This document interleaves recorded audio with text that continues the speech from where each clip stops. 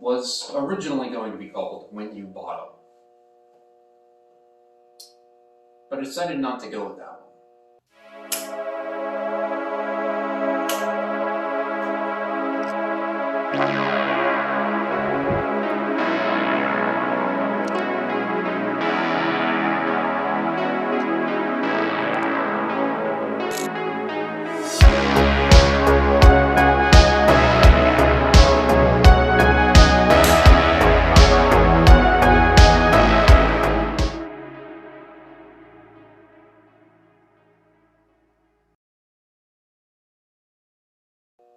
Welcome to the Sunday night sermon. Pray this prayer with me. For the sake of the sorrowful passion, have mercy on me as well as the whole world. For the sake of the sorrowful passion, have mercy on me as well as the whole world. Pray that.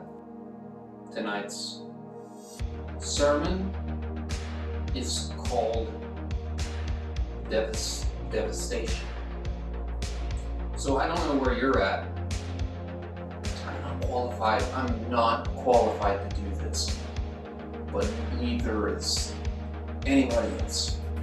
I'm here to try to say something to help and to express vehemently that without Jesus,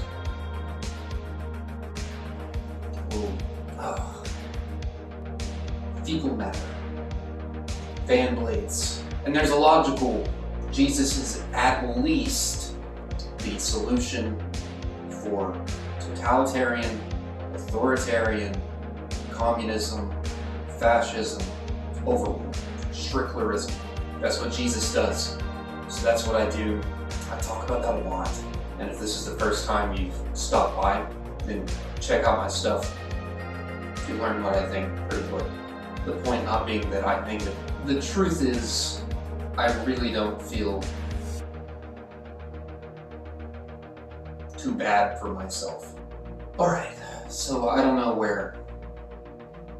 what you are going through at this moment, but what it's like to have something that you were looking forward to, your hope, to have the absolute pinnacle of the utmost thing that could be hoped for, that could be wanted, like down to a T, and then 2 years, and then it's kind of like, okay, that's either going to work out, or I'm going to get kicked in the balls really, really hard.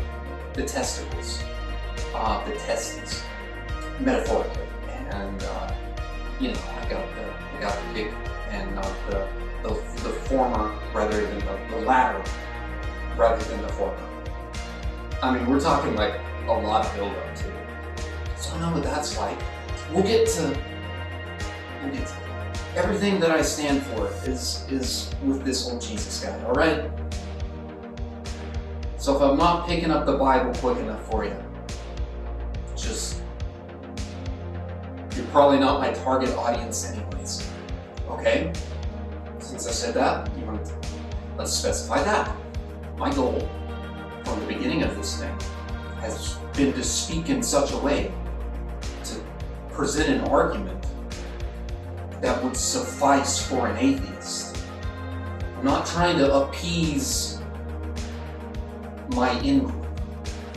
I'm in a battle against ideas and concepts, not with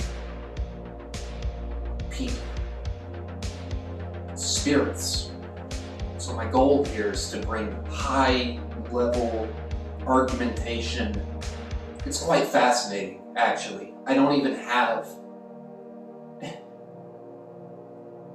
because I don't have anybody.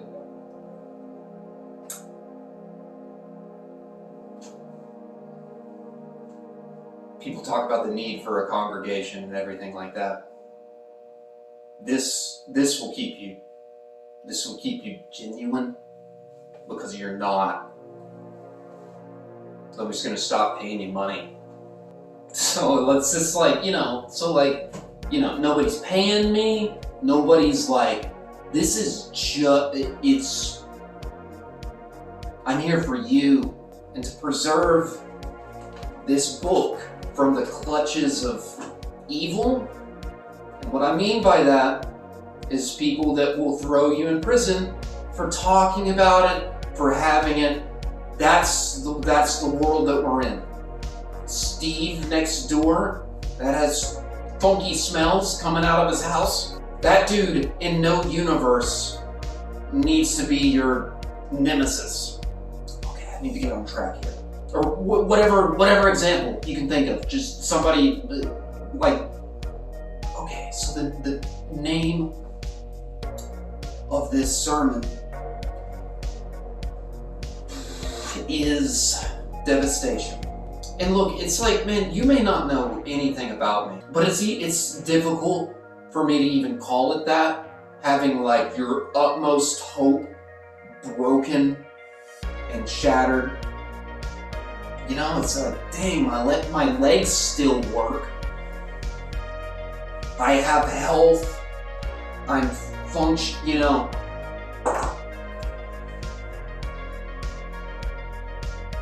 Oh, young people. I look at people like my mom or my grandmother who has legitimate health issues and has throughout the duration of my entire life. And these people are heroes to me. I say this because I want you to keep this in mind. I want you to know, more than anybody I've ever met, I've witnessed the utmost unimaginable amount of pain and suffering and hardship through my mother, physically speaking, an actual Job. And when you see something like that, it's a gift in a way, because when you see somebody battle through something like that, I'm going to tell you because I want you to pray for her. Both knees replaced, back, metal, neck, put together with the rods and the neck, and both knees and I forgot even the name of it, but nerve stuff. She went septic. There's this hole to where her skin, to where she's made vulnerable, and a colostomy bag, which is, she does so well with it, and these hernias. So 2 things. First thing, pray for my mom. Second thing, don't feel bad. Don't feel too bad for yourself. Third thing, if you have the audacity to look at somebody like my mother and to tell her that she shouldn't smoke a plant, we're not talking about heroin. We're talking about the medical association, the nurse association, whatever that's called, medical science, smart people, smarter than you. And if you have the audacity to tell that woman that you don't like her getting high because of some crazy moral whatever, then you deserve to go to jail more than any pothead I have ever met. That type of thinking should put you in jail.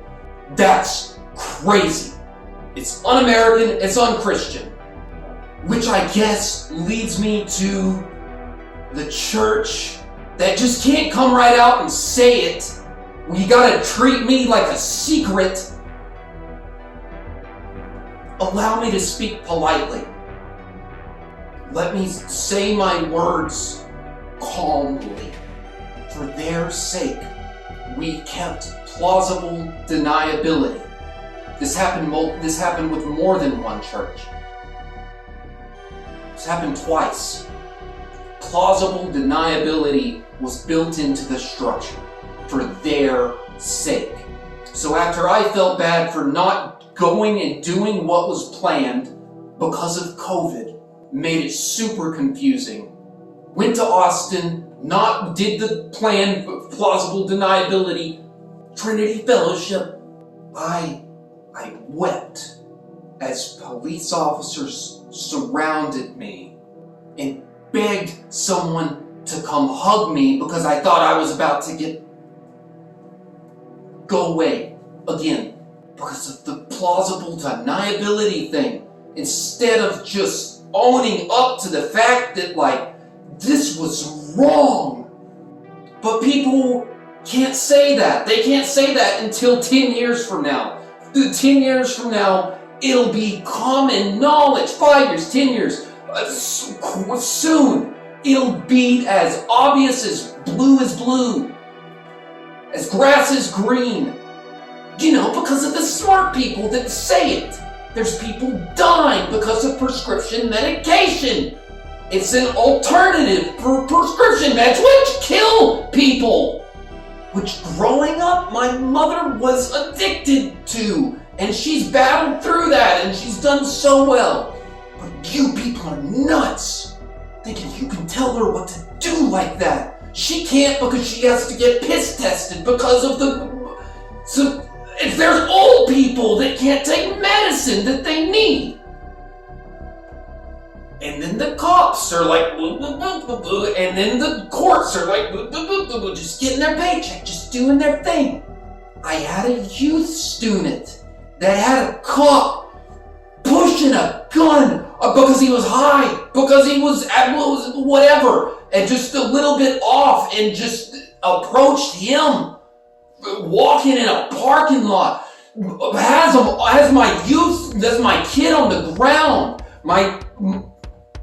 I love him, and just sticking it in his face, because people can't stand the idea of somebody increasing their neuroplasticity, which is very well going to, which is evidently, according to the new and upcoming research, a way to prevent Alzheimer's disease.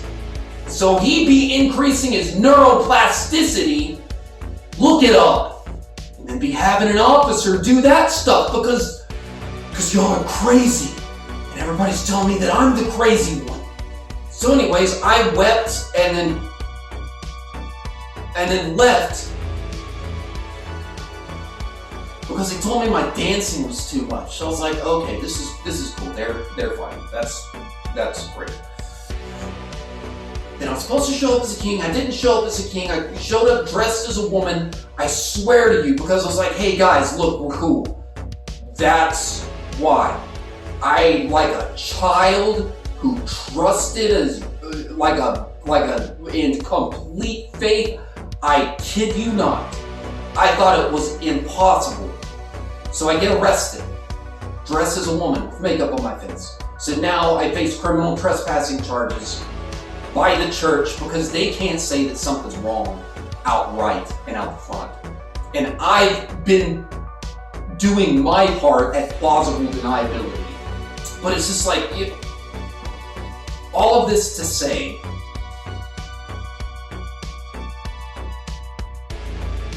had the thing had it worked out, the movie thing,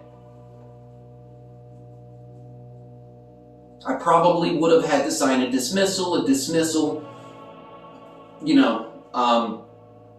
the accuser, which is the prosecutor, which is, like Satan. And, Satan is like the accuser, so it's like this equivalent thing. So then I would have had to make a deal with Satan. Well, now I don't have to make a deal with Satan. Now I get to speak to a jury. But I'm absolutely devastated. But it's one thing, because my dreams fell through, well, now I get to do this. So people, everybody's just sign the dismissal, you whack job because it's a pretty good deal. But it's just like, well, that would be to make a deal with Satan. Which, despite that, I'm not too fond of, like, because those be the people sticking guns in children's faces, young adults, and be, you know, but like, y'all are nuts! You're crazy! So it's like, I be understanding my words be a little bit divisive or whatever, but it's like, this ain't about me. It's like, look at like people like my mother, and I'm just like, how can I make some good come out of this? Because you don't just in life, you look for what's good. You know, because Satan's the light, but so is God. You know, a lot of crossover, lions, and Satan, God, a whole bunch of which makes sense. That's technical. Y'all be getting upset not even knowing what I be talking about. So anyways, it's just like, this is the point. It was going to be called Windy Bottom. Might still be, I don't know. Because, you know, the whole, you know, the bottom of the thing, and then, but it's kind of like, you know, you don't structure your life like a story. You really don't. I learned this from a Buddhist. You know you can do that, right? You know you can learn things from other people that, you know, don't have the same book. You can still Jesus, number one, woo, God, Lord Jesus, woo, best, and still learn other things. You can do that. But it's like, you know, if you're going to say that Jesus is number one and the best and everything, why do you think that? Why do you think that? Well, anyways, watch these videos. Hopefully that'll help. If you don't know. Gotta have a guy. Gotta have a guy. Watch my stuff. So anyways, I'm just like, you know, like the only thing that the point is this. At your lowest point, which it's not a story structure, it just is. Like I can attest to that. Most of my life, it seems like a story, it may whatever, that's kind of what I do or whatever, but like 99% of the time, it's not like that. It's just me not existing in the realm of the story. Most of the time, it's me just alone.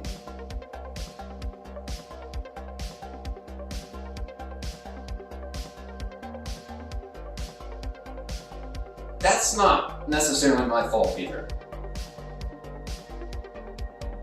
I hang out with my parents. They're cool. Some people don't have that. Yeah, so it's another one of those things where it's like, yeah, I really don't feel bad for myself. My grandmother has advanced Alzheimer's. I look at people like that.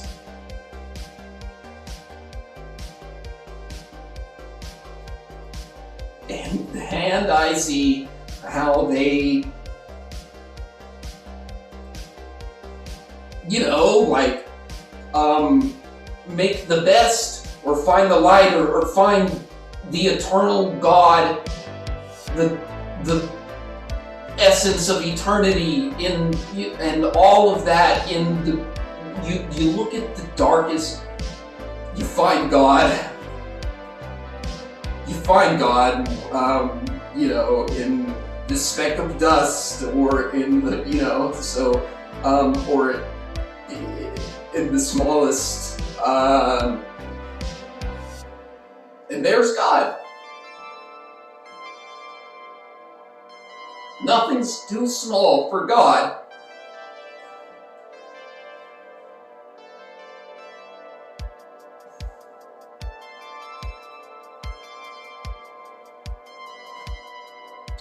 You know, speaking of like dust or whatever, I'm glad that I did it, but you know, because I know what people feel like. But when you go to jail, like, you feel bad. You feel like you did something wrong. You feel bad. You don't feel like a good person when you're there. And there's like millions of like potheads that went to jail. It's so stupid. It's so dumb.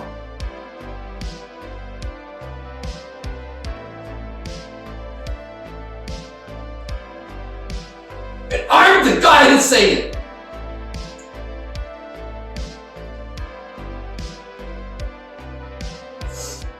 Because I was like, how am I going to earn, like, you know, I'm definitely going to be able to talk about it if I do it, then you're going to have to listen. It's going to be my problem. I'm going to make it my problem.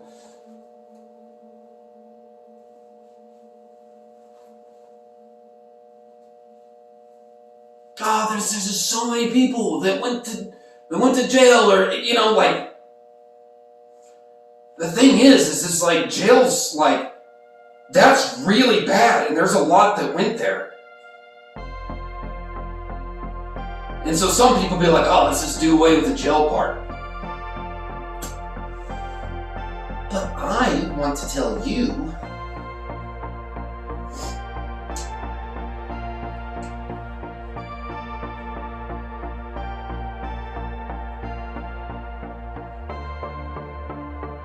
that you best be protecting the sovereignty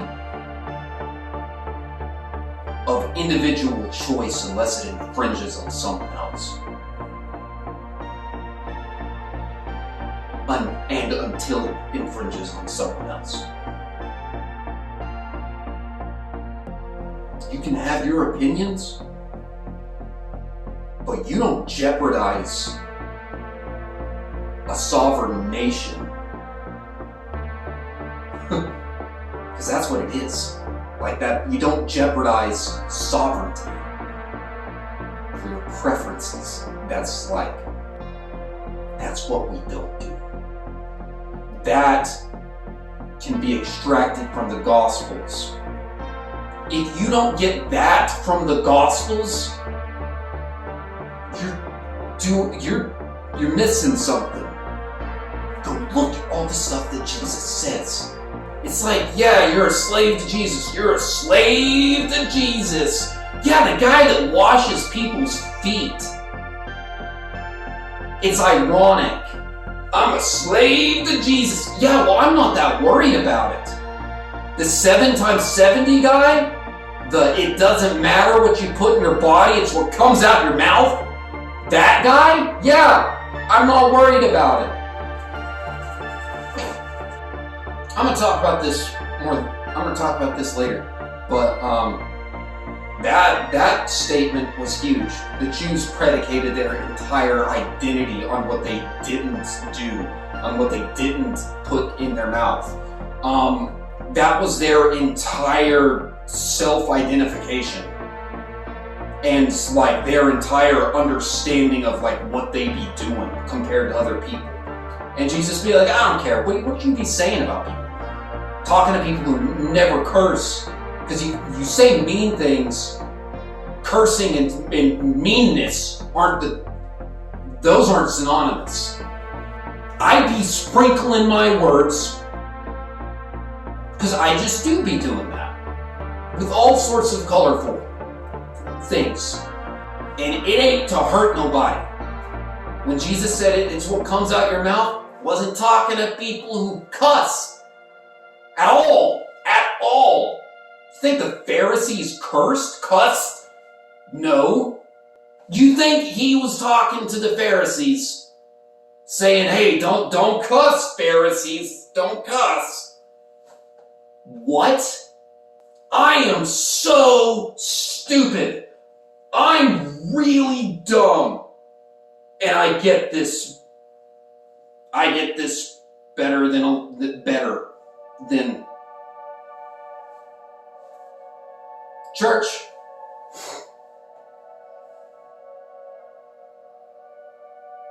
You gotta figure it out, or you're gonna lose the numbers dropping off. That's just what it be. That's just what that is. So you gotta figure this stuff out. Because people aren't just gonna do your in-group thing. They're just not gonna be doing that. People aren't gonna stick with the church. They're actually gonna follow it because of the logos. That's fantastic.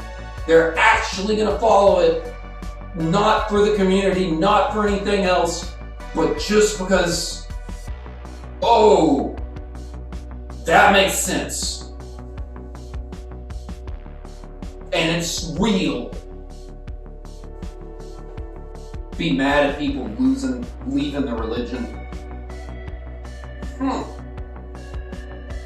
Well, maybe a little less judgment of them, of self, judgment of self. The point being, like, here I have a whole desk trying to like talk about this thing, trying to like, it's like, ain't nobody paying me. I wanted to talk about this. I'm gonna hang this back up. Look, okay, see this raving mad, lunatic, demon-possessed, blasphemer, for some reason at the bottom, sinner.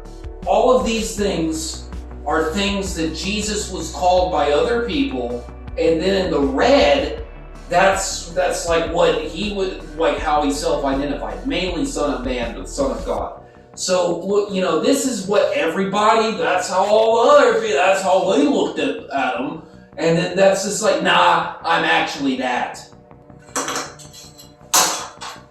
So you may have been confused, like,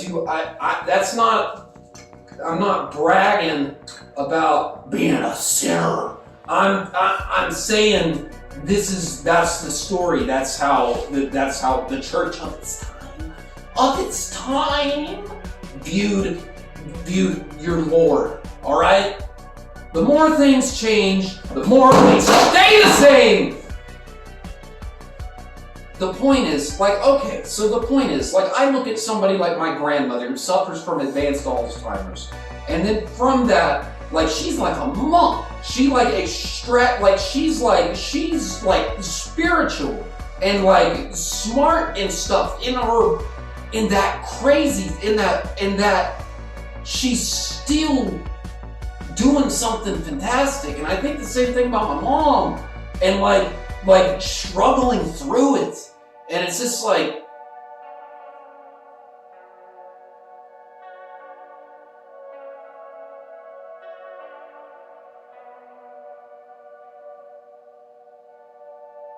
that's what people want to know. The people want to know what's inside the dragon. People want you don't bring out what's... Alright, so my camera keeps shutting off. Where can I go from your spirit? Where can I flee from your presence? If I go to the heavens, you are there. If I make my bed in the depths, you are there. If I rise on the wings of the dawn, if I settle from the far side of the sea, even there your hand will guide me. Your right hand will hold me fast. If I say, surely the darkness will hide me, and the light become night around me, even the darkness will not be dark to you. The night will shine like the day, for the darkness is as light to you. For you created me in my utmost being. This is a statement about metaphysics, alright? You knit me together in my mother's womb. I praise you, because I am fearfully and wonderfully made. Your works are wonderful. I know that full well. My frame was not hidden from you when I was made in the secret place, when I was woven together in the depths of the earth. Your eyes saw my unformed body, all the days ordained for me were written in your book before one of them came to be. How precious to me are your thoughts, God. How vast the sum of them. Were I to count them, they would outnumber the grains of sand. When I awake, I am still with you. If only God would slay the wicked! Away from me, you who are bloodthirsty.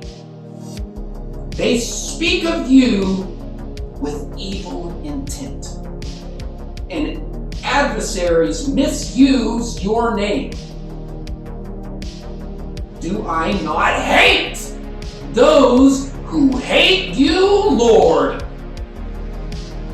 and abhor those who are in rebellion against you? I have nothing but hatred for them. I count them as my enemies. Search me, God, and know my heart. Test me and know my anxious thoughts. See if there is any offensive way. See if there is any offensive way in me. And lead me in the way everlasting. Alright, well, this has been it for It's Bible Time. The Sunday night sermon, www.itsbibletime.com. Okay, well, alright, so most of that probably didn't get recorded. You may be wondering where Satan's at. Well, she died. You may be wondering where Mr. Fluffles is. Well, he was murdered. You may be wondering where Shadow's at. Well, he disappeared.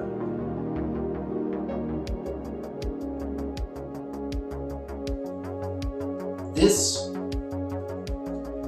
is Mr. Socks.